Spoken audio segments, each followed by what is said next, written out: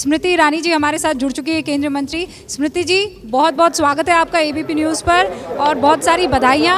276 पर इस वक्त नज़र आ रही है बीजेपी उत्तर प्रदेश में। इतिहास, हिस्ट्री।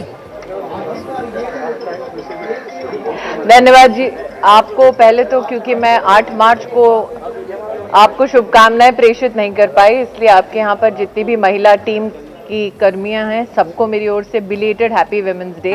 और आज वाकई में अगर मातृशक्ति की ताकत को पॉलिटिकली पहचानना है तो उत्तर प्रदेश के जो आप रिजल्ट्स बता रही हैं वो इस बात का प्रमाण है कि विकास के आधार पर और लॉ एंड ऑर्डर की व्यवस्थाओं को सुदृढ़ करके भारतीय जनता पार्टी को विशेषतः महिलाओं का आशीर्वाद, उनका सहयोग मिला है, जो आज रिजल्ट में प्रतिबिंबित हो रहा है। निश्चित रूप से एक महिला पॉलिटिकल कर्मी के नाते मेरे लिए हर्ष का विषय है, लेकिन ओवरऑल अगर आप राजनीतिक तत्वों पर थोड़ा सा रुचि लेते हैं, जो भी नागरिक वो इस बात से सहमत होंगे कि उत्तर प्रदेश का ये चुनाव विकास के आधार पर और विकास के मुद्दों के आधार पर भारतीय जनता पार्टी लड़ी और आज मात्र भाजपा की जीत नहीं, विकास की जीत हो रही है उत्तर प्रदेश में। स्मृति जी, मैं आपसे ये जानना चाहूंगी, जिस तरीके की अप्रत्याशित जीत, क्योंकि उत्तर प्रदेश में पिछले 37 सालों से कभी कोई सरकार रिपीट नहीं हुई, इसमें आप ज्यादा बड़ा क्रेडिट किसे देना चाहेंगी? क्योंकि 2017 में तो ये मोदी जी के चेहरे पर लड़ा गया था,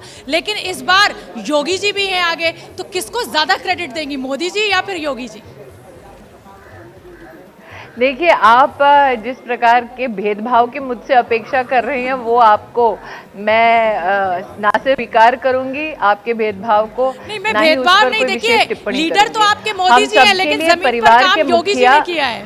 हम सबके लिए परिवार के हमारे मुखिया नरेंद्र मोदी हैं, इस बात से योगी जी भी मतभेद नहीं रखेंगे कि ये मोदी जी की फ्लैगशिप स्कीम्स की वजह से और उत्तर प्रदेश में एक यशस्वी नेतृत्व देने वाली योगी जी की सरकार का ही कमाल है कि आज पुनः भारतीय जनता पार्टी की सरकार बन रही है।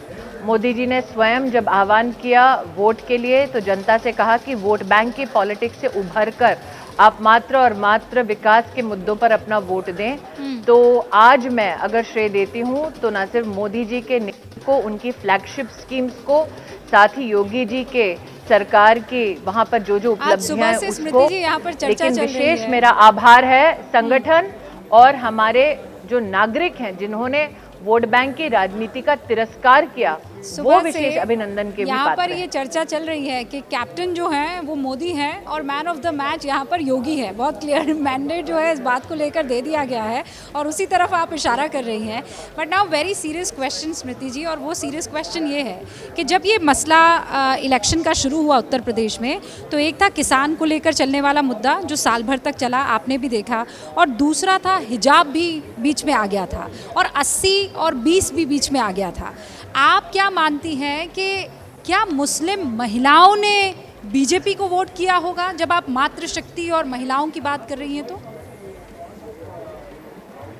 रूबिका जी, सबसे अहम मुद्दा महिलाओं के लिए एक तरफ विकास, इंफ्रास्ट्रक्चर, हर घर में अनाज पहुंचना, कोविड की परिस्थितियों में वैक्सीनेशन का मुद्दा तो रहा ही, लेकिन अपराध और अपराधियों के ऊपर जो नकेल कसी उत्तर प्रदेश की योगी सरकार ने, वो भी एक विशेष विषय रहा। और मेरा ये मानना है, मेरा कैंपेन के वक्त भी जो अनुभव रहा उसमें हर वर्ग की महिला, हर समुदाय की महिला ने विशेष रूप से संरक्षण की दृष्टि से भारतीय जनता पार्टी की सरकार को चुना। आपको याद होगा कि जब सरकार बनी थी प्रदेश में तब विशेष एंटी रोमियो स्क्वाड के गठन की चर्चा हुई थी। दिल्ली में कुछ ल्यूटियंस के विशेषज्ञों ने इस पर एक टिप्पणी थी, इसका क्या परिणाम हो सकता है, ये बड़ा बेतुका सा एक कदम है। लेकिन जो उत्तर प्रदेश में रहे हैं वर्षों वर्ष, विशेषतः महिलाएं, वो जानती हैं कि कितनी कठिन परिस्थितियों में विशेष उन बेटियों को स्कूल तक या कॉलेज जाने में परेशानियां उठानी पड़ती थी, जिसको योगी सरकार ने एक मुश्किल परिस्थिति में अपनी सरकारी तंत्र के माध्यम से महिलाओं को समाधान दिया है। तो निश्चित रूप से महिलाओं ने न सिर्फ विकास के मुद्दों पर वोट किया बल्कि अपराधियों से संरक्षण जो भारतीय जनता पार्टी की सरकार ने किया वो भी महिलाओं के लिए एक अहम मुद्दा था। स्मृति जी, ये इस तरीके से गोवा में आप सरकार बना रहे हैं, उत्तराखंड में आप सरकार बना रहे हैं, उत्तर प्रदेश में आप सरकार बना रहे हैं, मणिपुर में सबसे बड़ी पार्टी के रूप में आप उभरे हैं। क्या माना जाए कि 2024 के लिए ये जो नतीजे उत्तर प्रदेश के अप्रत्याशित आपके सामने आए हैं, ये आपके विजय रथ को और रफ्तार देंगे? रूबिका जी, हर बार जब चुनावी रुझानों को लेकर मैं आपके चैनल पर परिचर्चा में जब भी आपके चैनल पर चुनावी परिणामों को लेकर परिचर्चा में शामिल होती हूं, तो चाहे वो म्युनिसिपैलिटी का चुनाव हो या प्रदेश की विधानसभा का चुनाव हो, आप हमेशा उसको मोदी के लिए सेमीफाइनल ही मानती हैं। लेकिन फाइनलिटी से जनता ने 2014-2019 में अपना निर्णय दे दिया है। मैं बड़ी विनम्रता के भाव के साथ कहना चाहती हूँ कि जिस प्रकार से हमारे यशस्वी प्रधानमंत्री जी के प्रति जनता का अपार प्रेम और आशीर्वाद है, इज अ पीपल्स पर्सन, और इसीलिए आज मैं विनम्रता के भाव के साथ ही सही लेकिन पूरे विश्वास के साथ कहती हूँ कि 2024 में पुनः नरेंद्र मोदी जी ही सरकार बनाएंगे। आपने जहाँ से विजय पाई और जहाँ से आपने सांसद को हराकर वायनाड भेजा, उनकी एक तस्वीर आई है, आपने देखी है कि नहीं देखी है स्मृति जी? आइसक्रीम खा रहे हैं वो वायनाड में।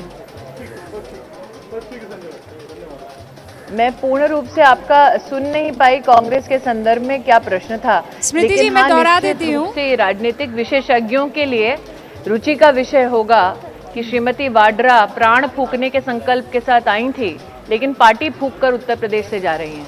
चलिए, बहुत बहुत धन्यवाद स्मृति ईरानी, आपने एबीपी न्यूज के लिए वक्त निकाला। हमारी तरफ से भी आप मिठाई खाइए, आज बहुत बड़ा दिन, 5 में से 4 स्टेट्स में आप सरकार बनाने जा रहे हैं। तो हम बता दें कि हमारे साथ केंद्रीय मंत्री स्मृति ईरानी जुड़ी हुई थी और वो यही कह रही हैं कि प्रधानमंत्री नरेंद्र मोदी 2024 में भी सरकार बनाएंगे।